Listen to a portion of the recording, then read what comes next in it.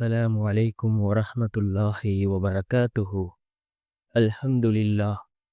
الحمد لله الذي نحمده ونستعينه ونستغفره ونؤمن به ونتوكل عليه أما بعد.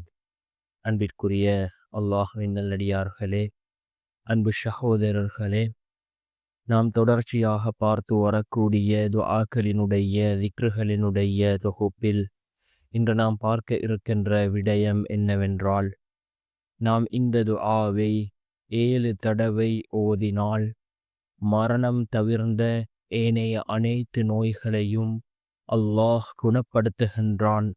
அந்த அளவுக்கு சக்தி வாய்ந்த ஒரு துஆவை தான் நாம் இன்றைய வீடியோவில் பார்க்க இருக்கின்றோம். அன்பார்ந்த சகோதரர்களே, அல்லாஹ்வின் நல்லடியார்களே, அல்லாஹ் ஜல்ல சுப்ஹானஹு வ தஆலா நமக்கு ரசூலுல்லாஹி ஸல்லல்லாஹு அலைஹி வஸல்லம் அவர்கள் மூலமாக ஏராளமான துஆக்களை கற்றுத்தந்திருக்கிறான். நாம் இந்த துஆக்களை யக்கீனோடு இஹ்லாஸோடு ஓதி வரக்கூடிய சந்தர்ப்பத்தில் நம்முடைய வாழ்க்கையில் உள்ள எல்லா நிலைமைகளையும் அல்லாஹ் ஏற்படுத்தி தருகின்றான்.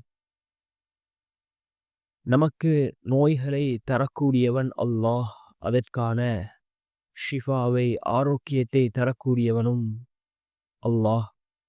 நாம் அல்லாஹ்விடம் பிரார்த்தனை செய்தால் நிச்சயமாக அல்லாஹ் நம்முடைய நோய்களை குணப்படுத்துகின்றான். வைத்தியர்களால் குணப்படுத்த முடியாத நோய்களை கூட அல்லாஹ் ஜல்ல சுப்ஹானஹு வ தஆலா நாம் துஆக்களை கேட்பதன் மூலமாக அல்லாஹ் குணப்படுத்துகின்றான். நோயை தருபவனும் அல்லாஹ், அதனை குணப்படுத்துபவனும் அல்லாஹ். வைத்தியர்களால் எந்த விதமான நோய்களையும் குணப்படுத்த முடியாது அல்லாஹ்வினுடைய உதவியின்றி.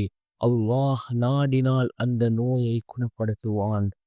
அன்பார்ந்த சகோதரர்களே, அல்லாஹ்வின் நல்லடியார்களே, நாம் இந்த துஆவை ஒவ்வொரு நாளும் ஓதி வருவோம்.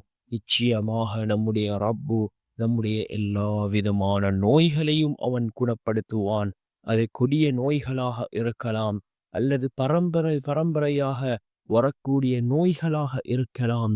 எந்த நோய்களாக இருந்தாலும் அல்லாஹ் அந்த நோய்களை குணப்படுத்துவான். அந்த நோய்களை குணப்படுத்தி நமக்கு அல்லாஹ் ஆரோக்கியத்தை வழங்குவான். என்ன துஆ என்றால், அஸ்அலுல்லாஹல் அலீம் ரப்பல் அர்ஷில் அலீம் அன் யஸ்ஃபியக. அஸ்அலுல்லாஹல் அலீம் ரப்பல் அர்ஷில் அலீம் அன் யஸ்ஃபியக என்று வரக்கூடிய இந்த துஆ உனக்கு நிவாரணத்தை தர வேண்டுமென வலிமை மிகுந்த அரசுக்கு சொந்தக்காரனாகிய அல்லாஹ்விடம் கேட்கின்றேன் என்று பொருள்படக்கூடிய இந்த துஆவை ஓதுவோம்.